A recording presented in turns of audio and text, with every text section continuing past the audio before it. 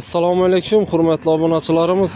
Bugun xudo xolasa reklam etib o'tadigan mashinamiz 2006-yilda ishlab chiqarilgan Sonustran bilan Lux konditsioner Nexia 1 bo'ladi, hurmatli obunachilar. 2006-yilda ishlab chiqarilgan konditsionerlarni ishlab turibdi. Mashina egalardan kelib turibdi, hurmatli obunachilar. Bahosi ajoyib holatda. E'tibor etasizlar, mashina sostaniyasini 4 tane yumshoq balolar paket qo'yilgan. Sostaniyasi вообще ideal holatda mashinamiz. Keyif edip kütüp bayqab haydalgan mashinalardan bo'ladi bu, hurmatli obunachilar. Mashinaning durishina qarang. Xo'roz bo'lib turibdi o'zan. Ajoyib sostaniyada. Zang cho'riklari yo'q mashinada.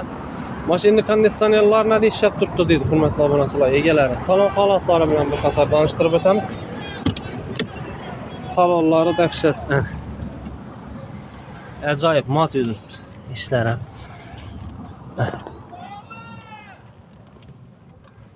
Duruşuna qarang, hurmatli obunachilar.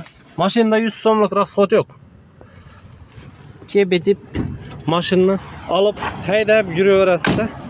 Bu mashinamiz ajoyib holatda. Shu o'zlarimizda Amirobodda mashina bo'ladi. Mana motor holatlari 2006-yilda ishlab chiqarilgan. Sonustran bilan ham mashina.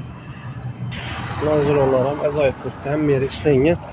Hurmatli obunachilar, eng qiziqarli bahosini keladigan bo'lsak, buni bahosini ega 40 million so'm deb turibdi. 40 millionni ham bilan 40 milliona berilmaydi. Ustunda savdosi bor, kelishib bemalol savdolashib olaverasizlar. Mashina Amirobod savdoda bo'ladi.